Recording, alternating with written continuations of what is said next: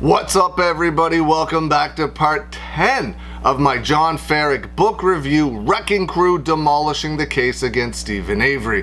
What I'm doing is I'm going over the book and talking about the things John Farrick talks about that was going on in the case at that time. Of course, a lot of information has come out since this book was released, but we're not going over that. We're going over what's in the book and the information that was available at the time the book was released.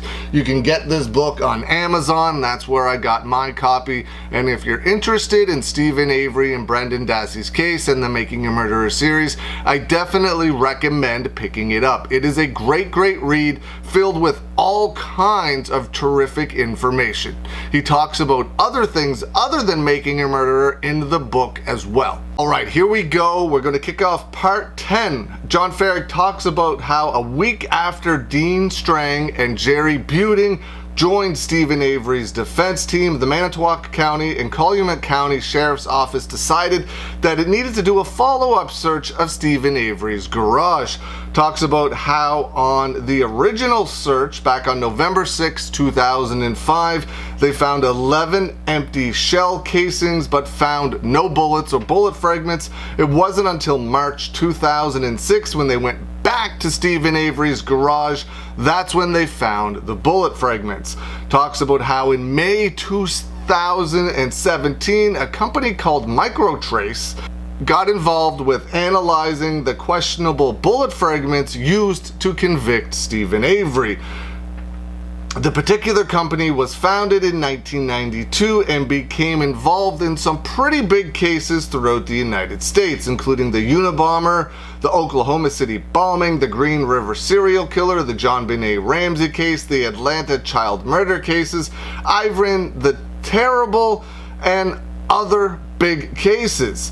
After this company analyzed the bullet known as item FL in Stephen Avery's case, they stated that there is no evidence that the bullet passed through bone. In fact, there is evidence that strongly suggests an alternative theory, which is that the bullet was fired into a wooden object, possibly manufactured wood. Furthermore, the presence of red droplets deposited on the bullet suggests that the bullet had picked up additional contamination from its environment at some point after coming to rest.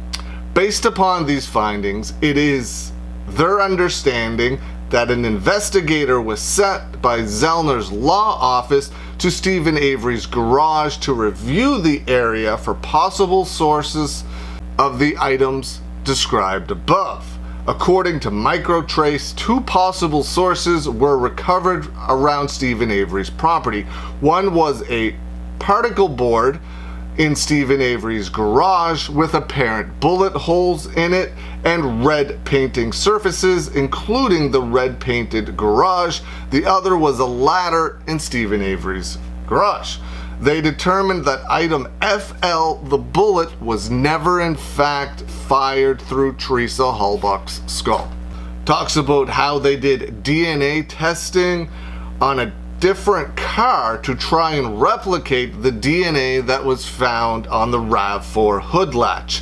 They said they did the same particular test 15 times, and on 11 of the 15 tests they did when they replicated it, they found no DNA on the hood latch.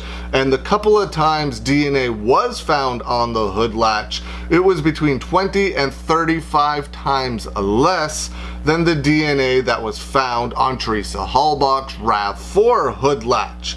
He states, to put it in another way, they recovered 6 to 7 times more DNA on the hood latch when they did the test on the actual car than all of the 15 attempts combined when they replicated the test. So to put it in simpler terms, 6 to 7 times more DNA was found than when they did all of the 15 tests combined when they replicated the test. They also did similar tests with the key. Now you can see all of this in season 2 of Making a Murderer on Netflix. They did tests where they had people holding the key to try and replicate the amount of DNA that was actually found on the key. So you can go watch them do all of that for yourself. Go watch season 2 of Making a Murderer on Netflix. He also talks about how there's an alleged theory that the groin swab that was taken from Stephen Avery was relabeled as evidence and was used as the hood latch DNA. He talks about how this theory has not been proven, however, it fully explains all of the known facts regarding this item and other facts alleged in the trial. Talks about how this particular theory deserves to be carefully reconsidered, and we definitely know that this was later done. So again, this particular part of the book continues to talk about the DNA and how the DNA was allegedly planted.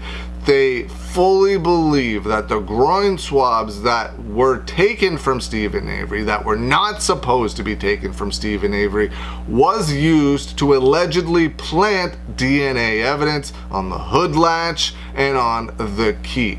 Well, that's where I'm going to end part 10 of this book review. There are still a number of chapters left in this book. Let me know what you think of it so far. Let me know what you think of the information in this book up until this point. Let me know what you think of the case in general. Leave some comments below. I hope you're all having a great day out there today, and I'll see you again soon.